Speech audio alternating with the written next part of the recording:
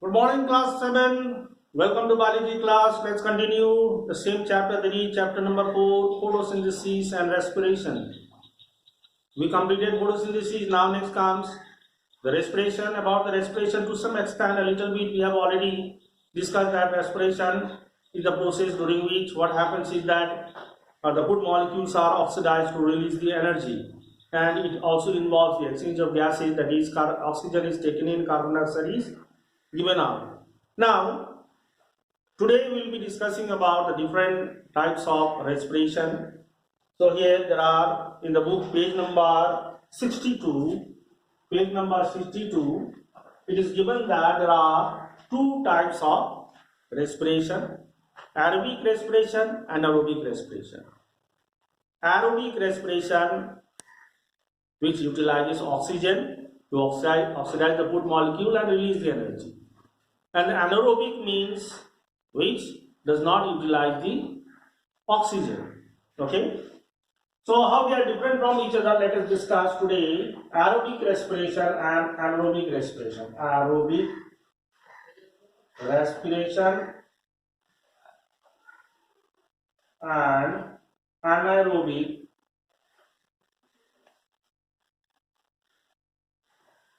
respiration. Anaerobic respiration.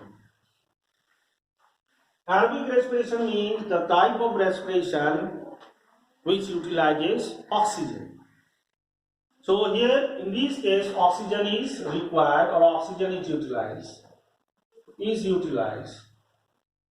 Oxygen is utilized, and in this case oxygen is not utilized. Oxygen is not utilized, or it does not require the oxygen. And next comes, so anaerobic respiration usually occurs in the absence of oxygen, and here aerobic respiration occurs in the presence of oxygen. This way also you can write. Then again, as this aerobic respiration utilizes the oxygen, so the complete oxidation of food molecules takes place. Okay, so it involves complete oxidation of food molecule. That means the food molecule completely broken down to release the energy. Okay, complete oxidation of food.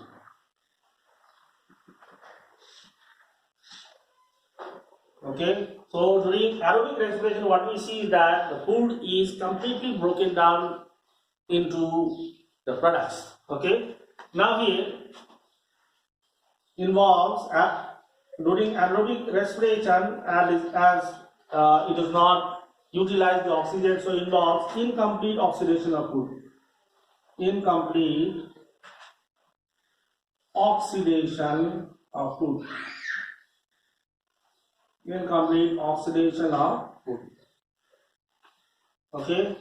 Now again the third point which we can include here is that as complete oxidation of food molecules occurs during the process of aerobic respiration, so what happens is that large amount of energy is produced. Large amount of energy produced. Large amount of energy produced. Okay, for each molecule of glucose, when one molecule of glucose gets oxidized completely, it produces around 38 ATP molecule. Now you need to understand about this ATP. ATP means adenosine triphosphate. Adenosine triphosphate.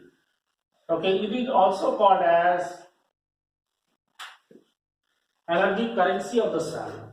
Okay, currency of the cell.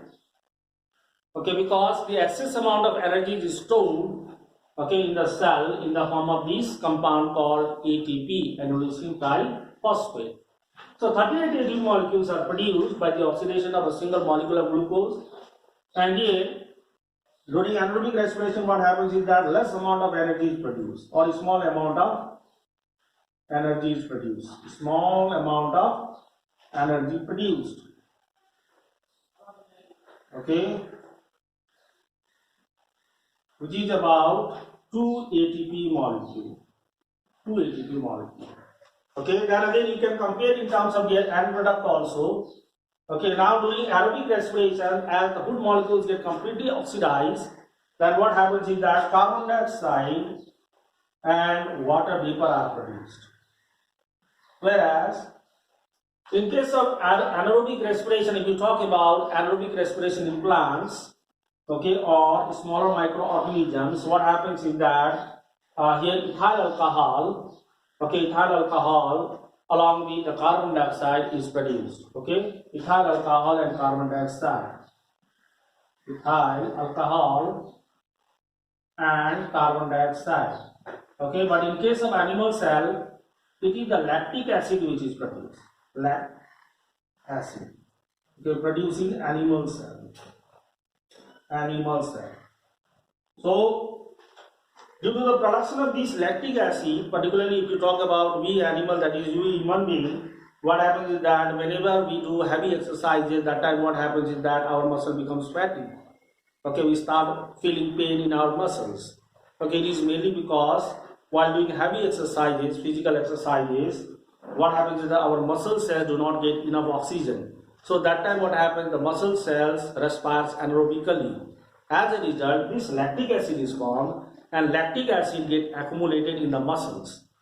Okay, due to the accumulation of this lactic acid, our muscles, okay, becomes fatty, and then we feel pain in our muscles also. Okay, then again after some day, what will happen is that when this lactic acid comes in contact with oxygen, then again they get completely oxidized, and then we get relief from the pain. Okay, so that is there. So these are the differences between aerobic and anaerobic respiration. Then after that comes process of respiration in plants. Process of respiration in plants. See, in case of plants, what we see is that the respiration usually occurs through the openings such as stomata, lenticels. Now here the term like lenticels comes. Lenticels are actually the lens-shaped structure present on the surface of woody stem. Okay, through which the exchange of gases usually takes place. They always keep open. Okay, they never get closed. Figure is also given in your book. You can refer to your book. Okay, and then regarding, if you talk about like here a few points are given, that is the rate of respiration is usually faster at the tip, root tip and shoot tips. And then again, even the germinating seeds like flower buds and germinating seeds usually respires a lot. Okay, it is because they require a large amount of energy. So this is what it is given here. Now in this, okay, then after that comes the comparison between photosynthesis and respiration that we will discuss in the next class.